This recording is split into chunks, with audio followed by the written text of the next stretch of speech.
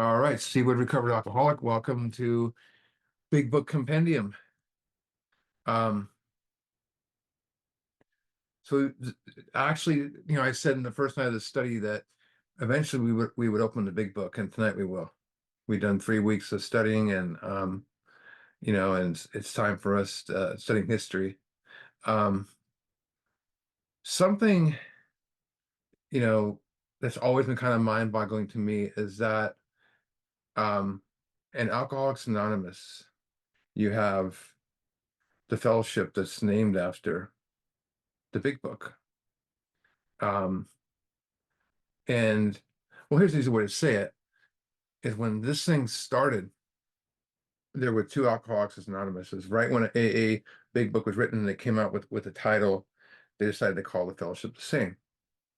And they both represent each other. And that's no longer the case. It's a lot different nowadays. Um, those two AAs were very vitally important, to this thing. And but no longer the fellowship no longer represents the solution that's in the Big Book to the way that early meetings did.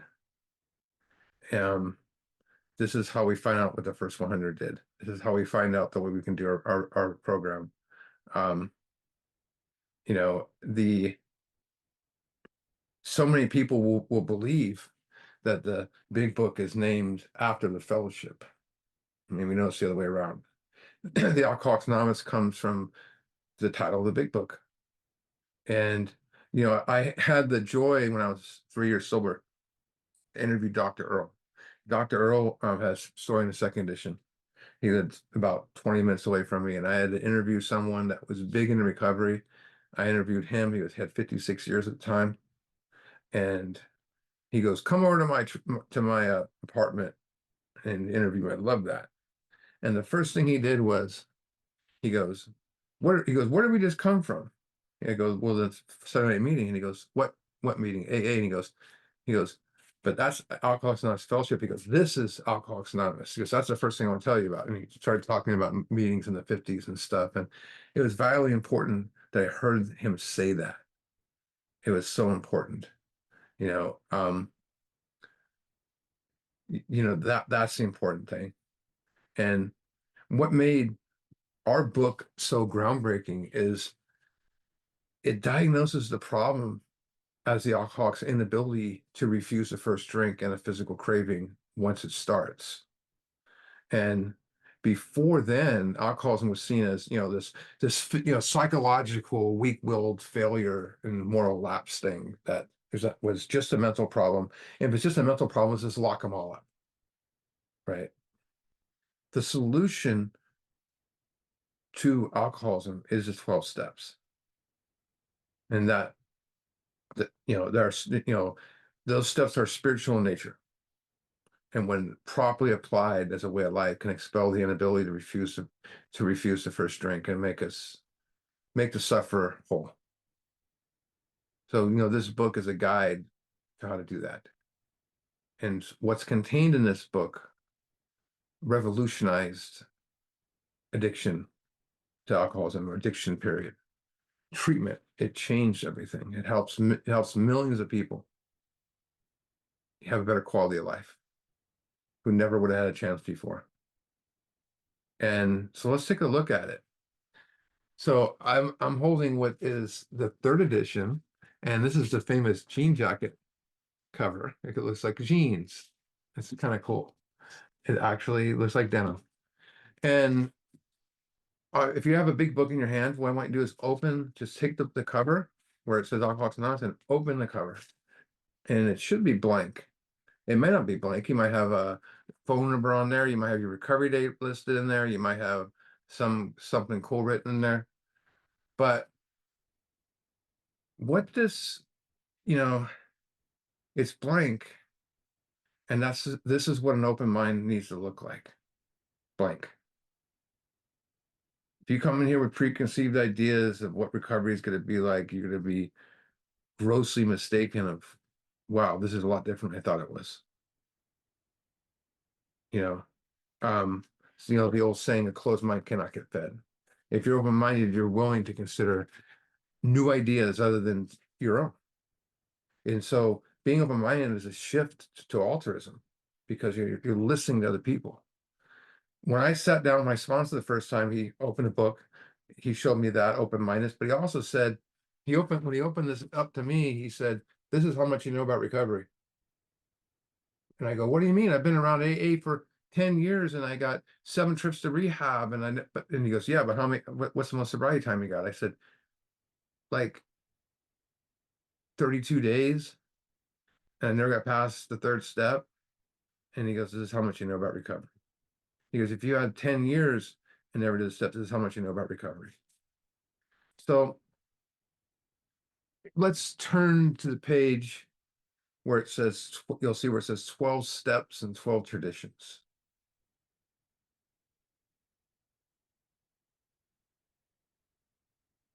So we're gonna look at some of these other books.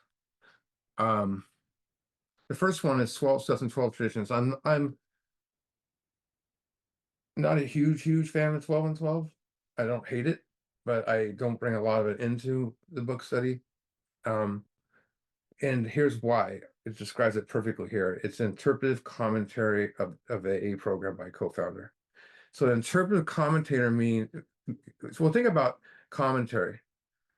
When you have sports, you have a play-by-play guy and you have a person doing commentary. And the commentary guy, like John Madden used to do, he's explaining what's going on in the field, what just happened.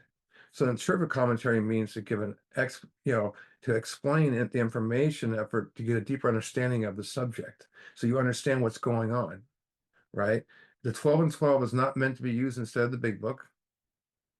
Its sole purpose is to give you a deeper understanding of each step. Um,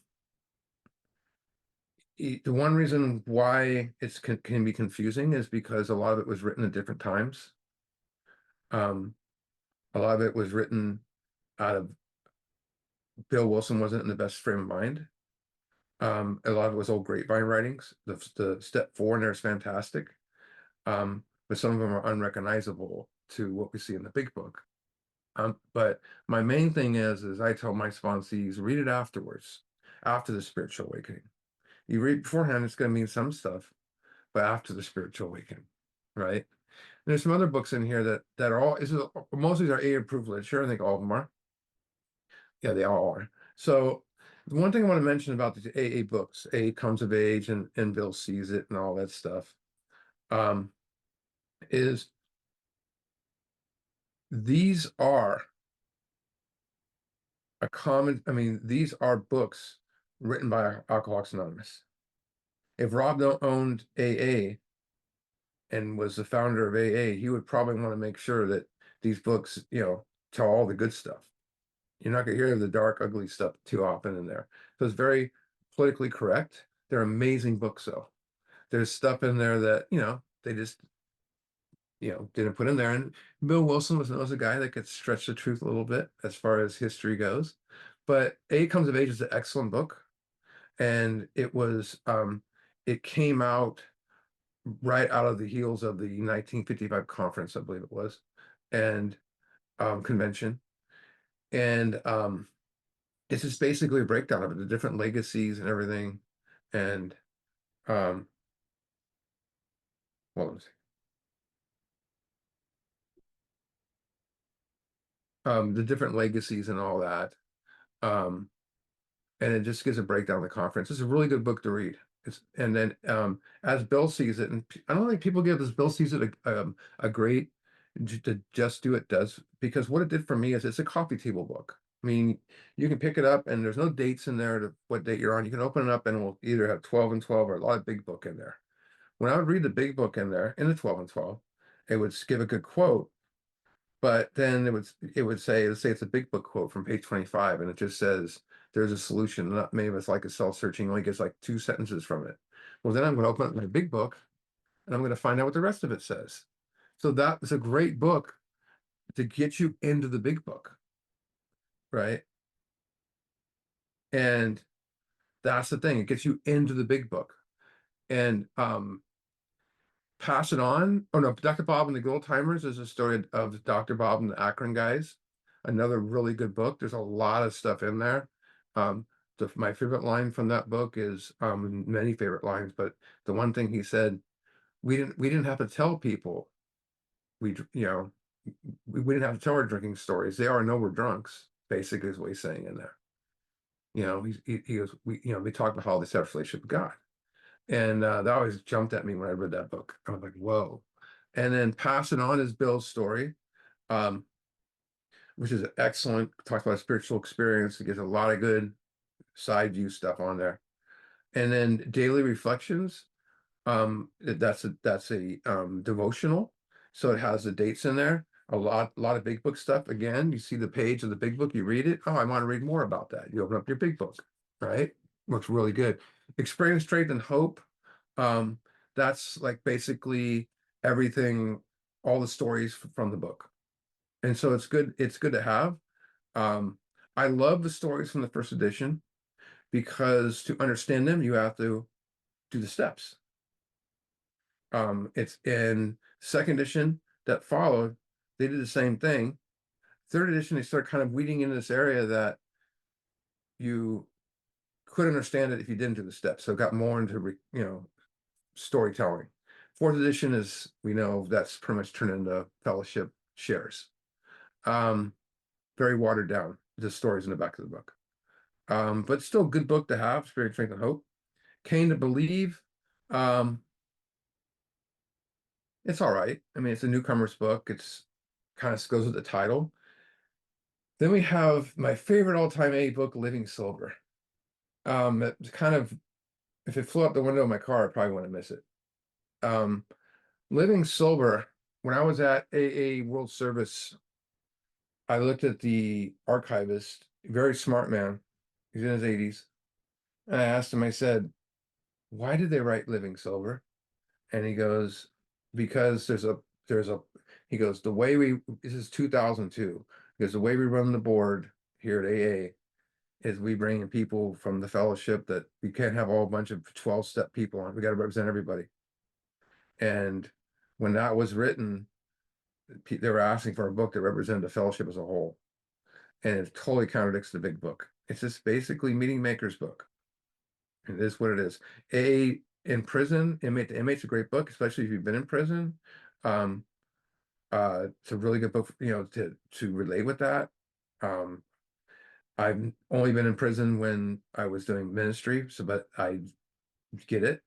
It has some great stories in there. I got really fascinated about talking to inmates in the past about how they do the steps when they're in prison. It's very fascinating.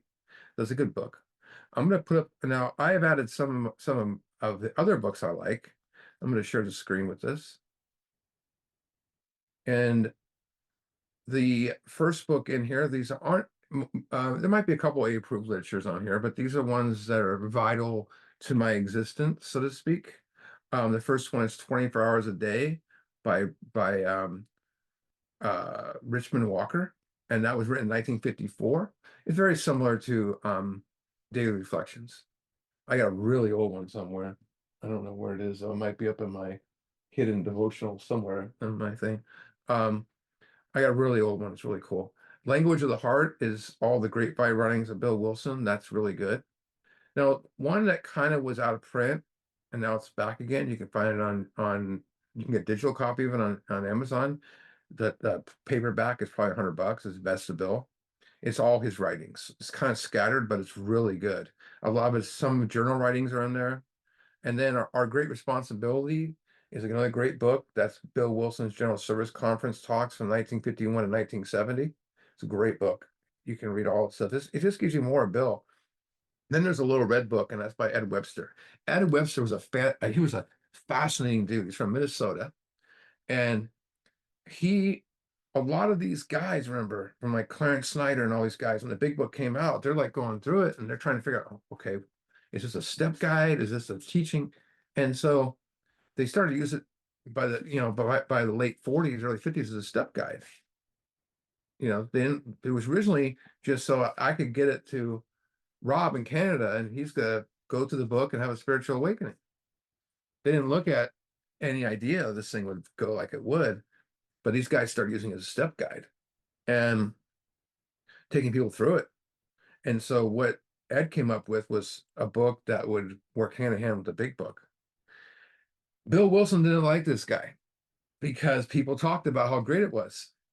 And in 1948, Bill Bill had gone to them. It was 1950. AA wanted to publish this book for him and make it official AA literature. And Bill was not necessarily on the board, but he was still in power. Said no. And then when they told him to come up with a 12 and 12, they just want a 12 traditions book. And Bill said, you know what? I'll do 12 traditions book if I can also have the 12 steps in there. And that's the only way they agreed to it. They did it. And that pretty much never got Ed's book any literature. It was fine, but it's a great study guide. The big book you can find on Amazon. Don't get the Hazelton version though. The Hazelton bought the book in 1980s and they took God out of it. And you want to make sure it's the original printing, but it's like a reprint of an original. You can find it. I have one of them. I also got an original copy, one that's probably from way old. But that was written 48. And then a new pair of glasses, Chuck C. When I got sober, this was required reading, a new pair of glasses. Anyone that got sober in early 2000s and 90s, this was required reading. You had to read a new pair of glasses. And Chuck Chamberlain's name was the father, the actor Richard Chamberlain. It's just an interview, but it's fascinating. He's the one that came up with the, uncover, discover, discard thing, and just so good at explaining the steps. So good. And he's a legend. He was Clancy's sponsor and all these guys. And then there's one of the most best books of the last 10 years is Drop the Rock by Bill P. Finally, someone writes a book on 6 and 7 and it makes sense. If you're stuck on 6 and 7 on a better understanding, this is the book. A lot of it's just, describing 6 and 7. I love the way they explain it. It keeps it simple. And so then they turned around and they wrote one by one of his associates, Fred H. And that's called Drop the Rock, doing it in step 10. So not much difference in describing the 6 and 7 in both books, but that's a given too. That's a great book. Then there's a program for you. And let me see if I can grab it really quick. I have it in my hidden category, my library. Forgot to grab it early ahead of time.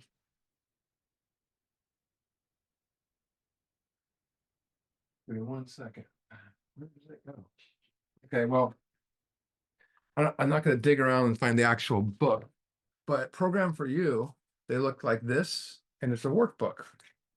But there's also a paperback book of it.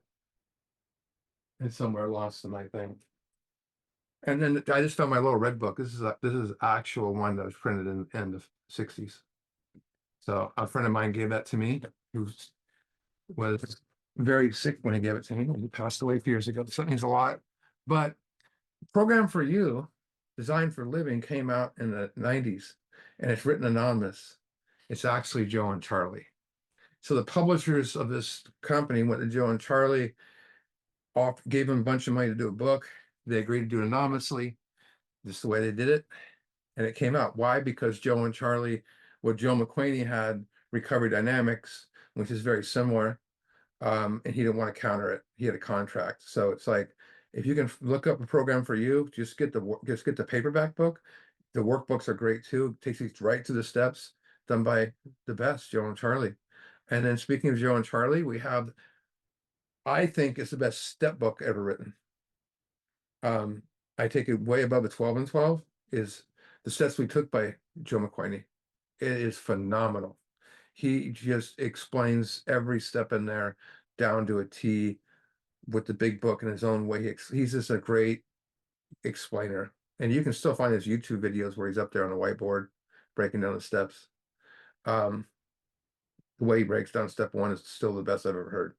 And then there's Carry the Message, which is Joe McQuaney. It's more of an interview with him about sponsorship. And it's very old school way of sponsoring and all that stuff. And then there's Back to Basics by Wally P. Wally's a historian. He's a very fascinating person. I've met him a few times. So they bring him back to basics in certain areas, and sometimes they'll do the steps all in one weekend.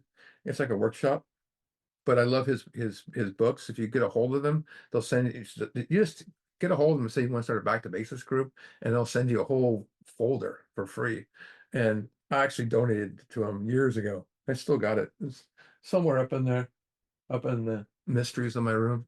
But a lot of good history, and he's a great historian.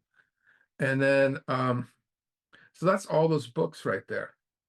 That's just, there's a lot important books there. And I mean, I could probably put 10 more books up there, but those are the ones, especially if you ask me which the two most important ones there. I would say number one would be, if you could take one book out there and have to have it, would be Carry the Message by Joe McWhaney. I put that as my second favorite recovery book under the big book, because when I read it, it blew my mind, and I understood it. And the second one would be Chuck C, New Pair of Glasses, and then I would put Drop the Rock in there. They're all great books, so all of them are great. All right. So I'm gonna leave this sharing with probably the rest of the meeting, because I'm gonna take you guys on a journey. So we're gonna look at the title page. The story of many thousands of men and women, they changed that in the second edition, have recovered from alcoholism. So the statement above is vital because it's the first promise of this book out of many hundreds. And when I first read this, I didn't believe it could be recovered. I was like, why are they putting that in the book? Isn't it like pie in the sky stuff, And but it's in the book, and I didn't believe it. It's the title page.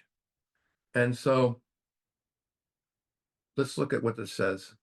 We're gonna break it down, the story. So think of what the word story is. It's a narrative. That has a message, perhaps. It has about people and a course of events. It can be fiction or nonfiction.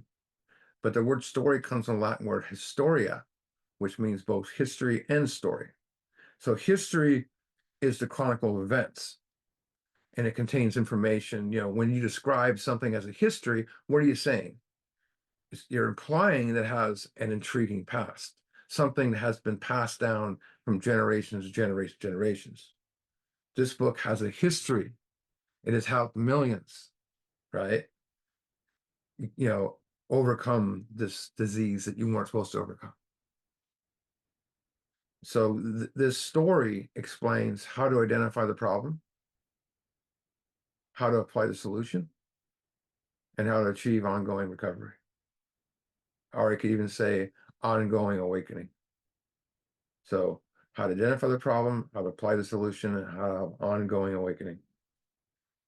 If the word story doesn't really jump at you, cross it out and write the word directions. The directions how many thousands of men and women have recovered. Wow, now it sounds even more deeper. The directions how many thousands, because that's what we got here. So when you put,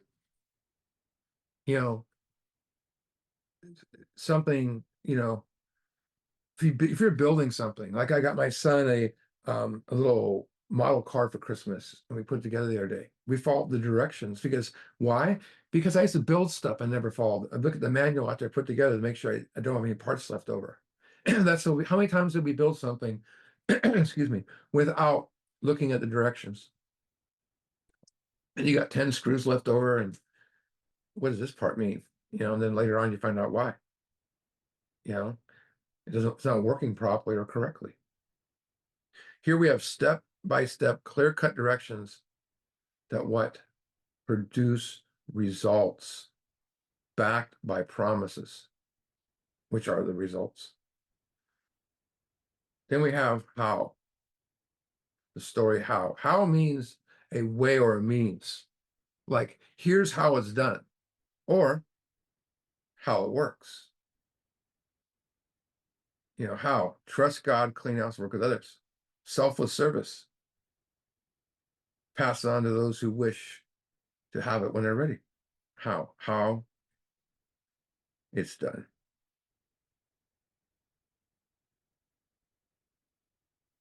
Many thousand men and women. First edition said story how many men have recovered, because men in those days meant men and women. It was just a way for they covered humans, but that became a thing of the past. Matter of fact, one of the wasn't even a woman in AA, it was a guy that said it, and stuff like this was never even mentioned back in those days. But they said, this book could be around for a long time. We don't want to make it sound like it's a men's movement. And eventually they changed it. Um, the, the 1,000 Men and Women, here are the Fellowship of Alcoholics Anonymous. It was probably more like, when the book was written with the 100, it was probably more like 60 at the time. It was 40 when they got the idea, so maybe 60 to 70. But they knew they were growing fast and would be minute by the time the book got popular. The fellowship in those days was, like I said, drastically different than what we see today.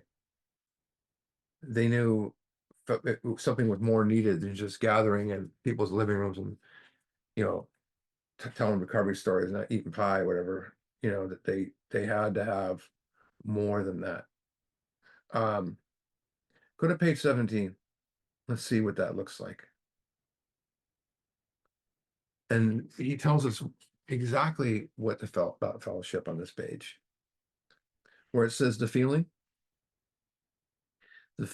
having shared a common peril, that means dangerous. Let's say problem, common problem is one element in the powerful cement that which binds us. Okay, so yeah, having shared a common problem, we all got the same alcoholism, it binds us. But look what it says. But that in itself would never have held us together as we are now joined. We all have the exact same problem, allergy obsession, and also the mind and body. The body part, phenomenal craving. We put it in our body, we crave more. Physical reaction. That's why it uses the word allergy. The mind part is a reoccurring, persistent idea of drinking that doesn't respond to reason and lacks choice. That leads me to drinking against my will. We call it the obsession. Basically, I have no defense against the first drink because of this obsession, and no defense against the second drink because of the allergy. That's why we're powerless. We're not powerless to people, places, and things or anything else. The common problem that binds us together,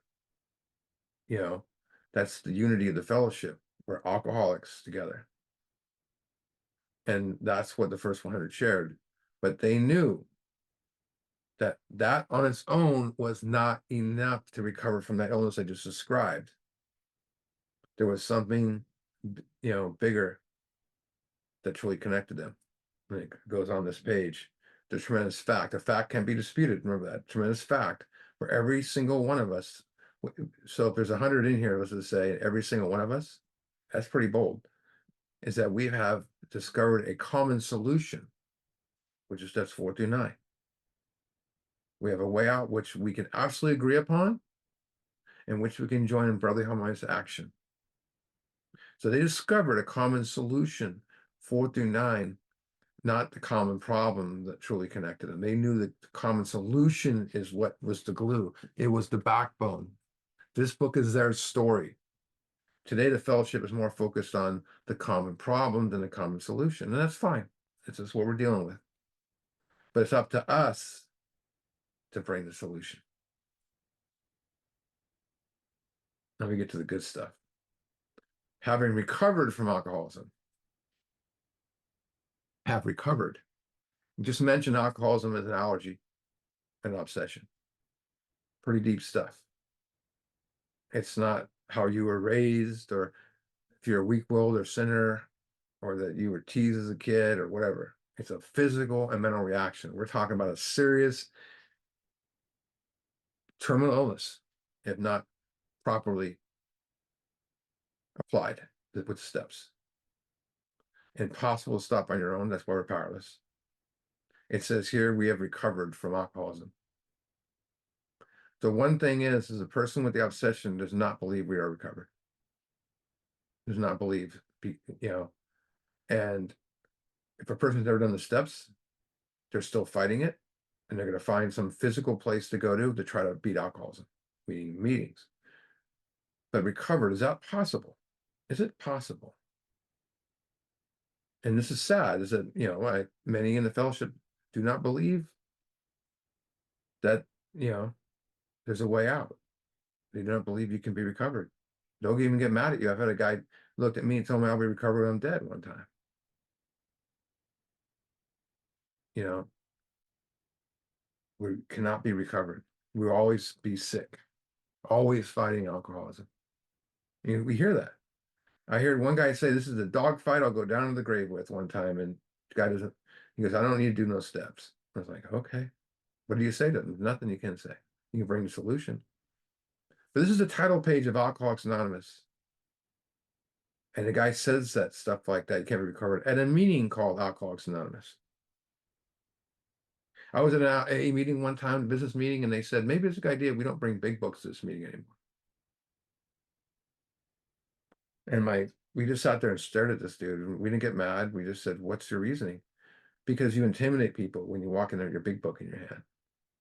And then we also want to make sure our speakers aren't just talking steps. This guy never did the steps, you know. Um, but they think recovered means cured, and cured would mean the allergy is completely gone.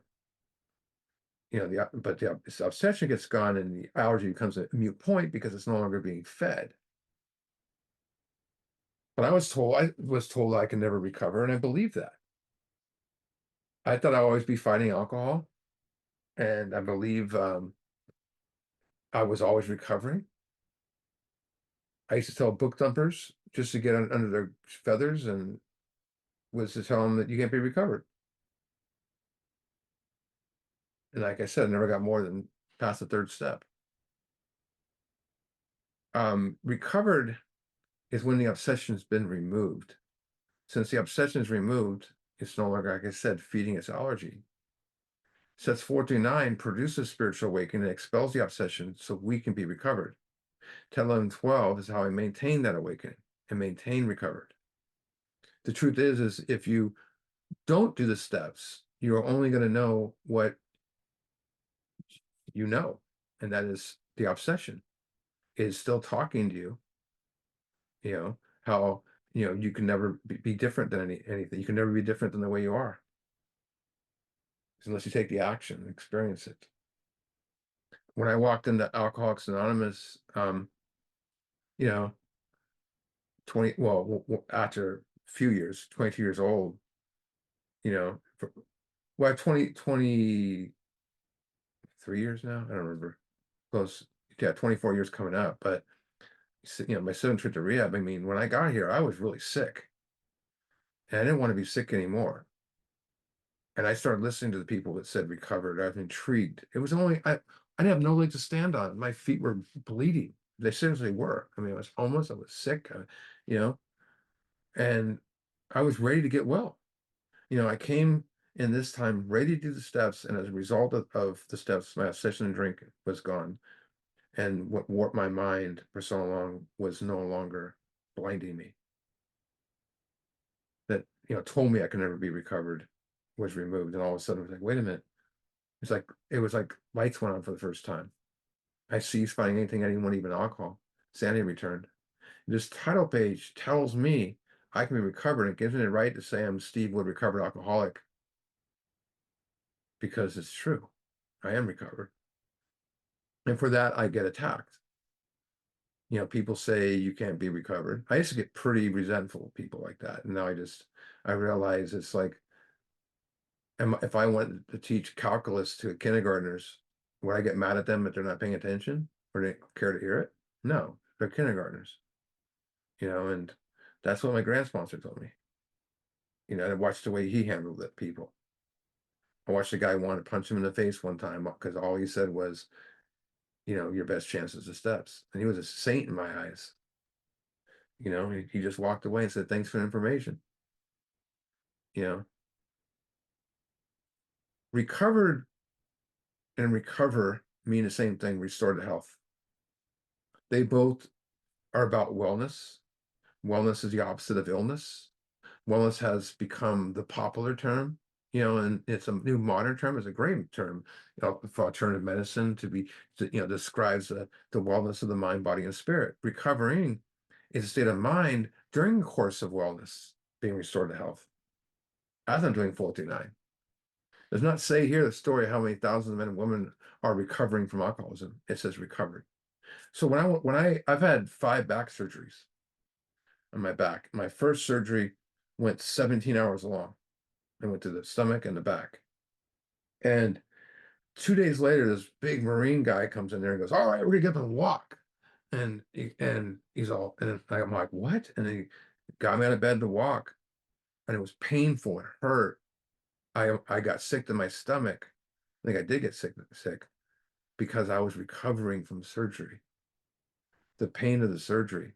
I went to physical therapy at home until I could drive and go to physical therapy. I was recovering for like 3 months. When my back healed and my body I could sustain a regular workout, I was no longer in physical therapy. I was in post that. I was no longer recovered. I've recovered from surgery. I didn't want to be recovering from surgery anymore.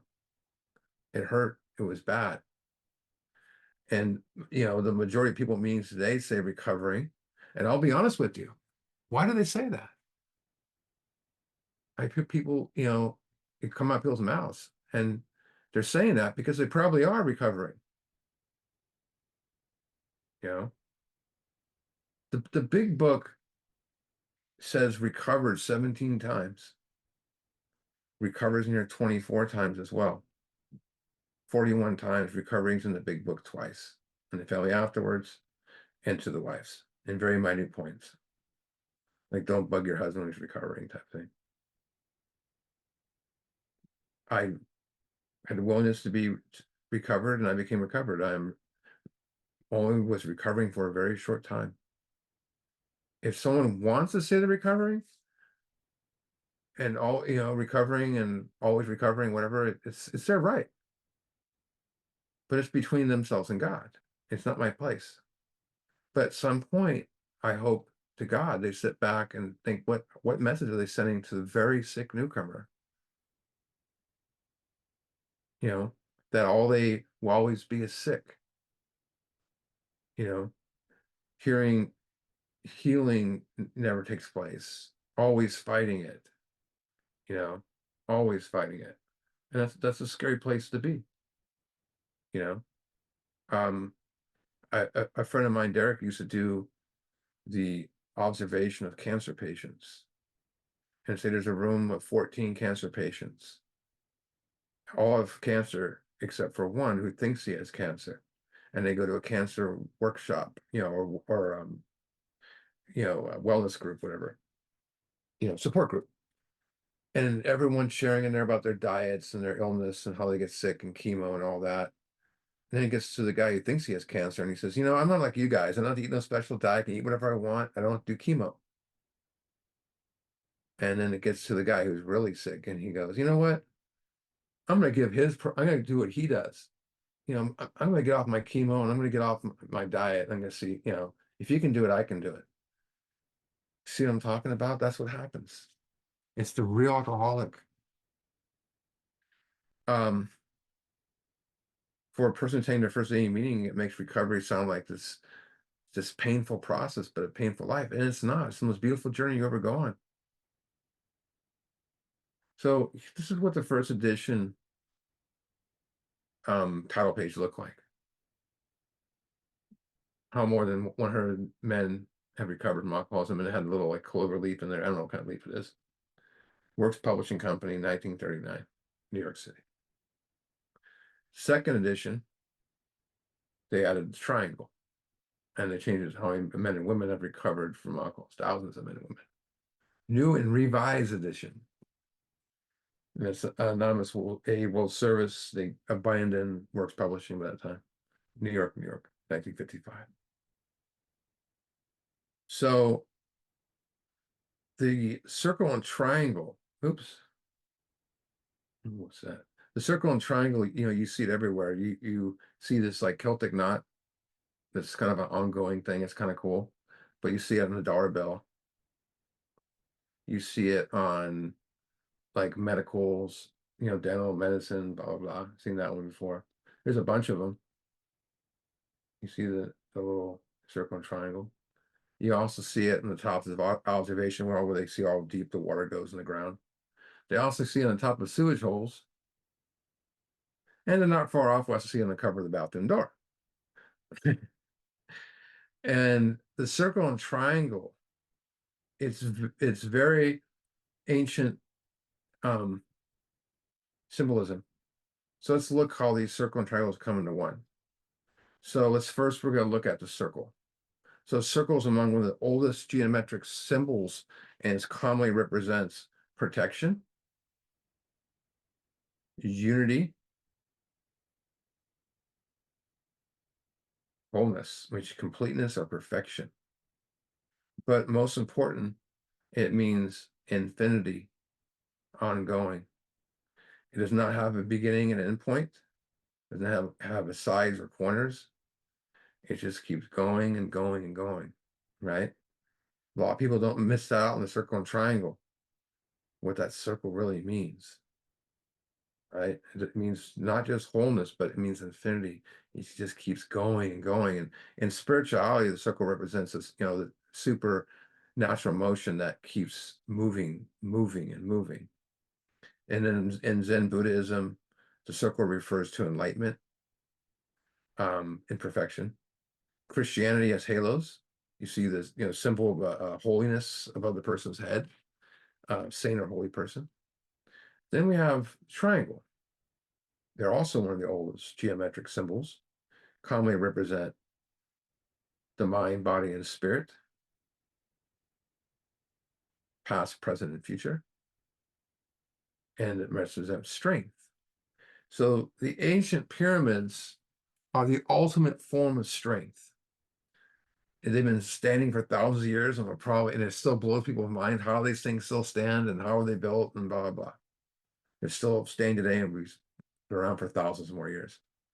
Why? Because of foundation. A foundation is the base of something, like a foundation of a building. Supports the building, the walls, everything, and are built to last forever. The pyramids are the ultimate form of strength because they're a foundation, built on a foundation, built on a foundation, built on a foundation, right? Every level of foundation. What does your foundation look like? Right? And is it built on a foundation and built on a foundation? It makes sense when you think about it. So now we're going to put the circle and triangle together, right? And when you put it together, it turns into wholeness, completeness. So how did Bill find this triangle, circle and triangle? So in the late 40s, Bill was trying to get AA to more parts of Europe and stuff. So he went mid 40s, maybe his first 100 going there. And he was walking around and he was fascinated by the beauty of the churches in England. And you look at the corner of the stained glass and he kept seeing the triangle up in the corner of the stained glass. And he finally asked the pastor or priest, what does that mean? The guy said, mind, body, and spirit. And there it was. He had his symbol. And this is exactly what he came up with right here. Right here. What he came up with. Happily, usefully whole. And it's because of three legacies. The first legacy, oops. I'm going crazy here. Hold on a second. That'll be better for me. Okay. The first legacy is unity. And unity is, I think something weird.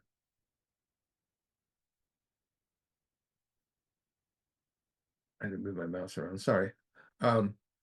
Unity is our fellowship, right? And where people share a common problem, who give us, love and support and hope to each other and bring the solution. Most importantly, for the unity, we have 12 traditions. The 12 traditions represent the principles which support the unity of the fellowship at group level. So our traditions apply to the life of the fellowship. They establish the boundaries of our fellowship, and they end the means by which we spiritually live, maintain, and grow. Also, when I think of unity, I also think of God. Next, we have service. Service. If you perform duties to help another, like an altruistic standpoint, you're providing a service unselfishly, selfless, giving yourself free for the benefit of the person. So we go from a selfish person, a self-centered person, to being selfless. You're asking him, you go from thinking about each day what I'm going to do for myself to each morning asking yourself, who may I serve today? Other-centered. Service gives us the opportunity to apply our um, primary purpose to carry this message to the alcoholic who still suffers. Our 12 traditions carry the message, is the basic service the fellowship gives to the newcomer. This is our principal aim and the main reason for existence. For that, we have 12 concepts, which can be found in the General Service Manual and, of course, the appendix in the back of the book. There's so much service out there you can do. It's just amazing. I was a coffee maker, as the greeter, I cleaned the bathrooms, I did whatever I could. I was secretary. That's all you want to work up to that. I was secretary and on head GSR. Been I was general service rep for young peoples in California for a while, East Bay. But there's no greater service than sponsoring. Giving back fully was given to us. Service, you should, volunteer your time. It's what happens, you do so much service in AA, eventually you transfer it. You keep it in AA, but you also start going elsewhere, like rehabs and food pantries and feeding homeless, and it's just an expression that comes out of us. The last one is the triangle, at the bottom of the triangle, and it's recovery. Recovery refers to the healing after illness from injury. It also means to obtain something back. Like in American football, there's a phrase, fumble recovery. The ball is fumbling everywhere, right? Fumble recovery. But for recovery, for this type of recovery, we're trying to get a much more than trying to get our hands on a football that's been fumbling around. And we're trying to get a higher state of God consciousness so we can overcome the malady and always grow spiritually, continue. But it refers to our natural state of being. A co-founder, Bill Wilson, referred to it as freedom from alcohol. In other words, recovery is about transformation. It's about changing your outlook, your thoughts, your perception, so you can become that whole person we talked about. Not just be someone who doesn't drink anymore and dry and goes in and out. What we need for long-term sobriety is emotional sobriety. That's doing the steps. It's about having happiness and freedom. And for that, we have, big surprise, 12 steps. The 12 steps are the entire foundation. Bill in 12 and 12 said the 12 steps are a group of principles, spiritual nature, practice as a way of life, can expel the obsession to drink and enable the suffering to become happily, usefully whole. Beautiful. The 12 steps are the path to spiritual progress designed to produce psychic change, a complete mental, emotional, and spiritual shift in perception, right? A rearrangement of personality. The alcoholic's former self, former driven of self, this obsession and self-will are replaced with a beautiful sense of spirituality, dependence upon God and God consciousness. This deep radical change in personality is absolutely necessary if you want long-term recovery. So they're the most effective tool in the history of mankind for that. As you can see, each legacy has a guiding, spiritual principles, 36 in all.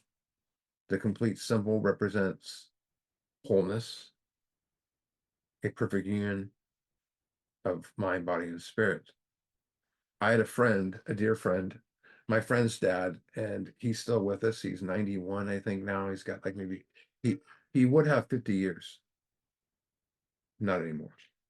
And he has like 23 years now.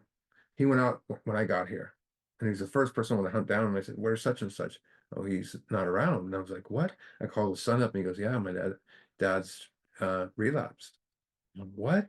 And then he came back, and I asked him. I said, "Hey, what happened?" And he says, "I lost the circle. I lost the circle." And what do you mean? He goes, "This guy's a book thumper." He goes, "I wasn't going to as many meetings.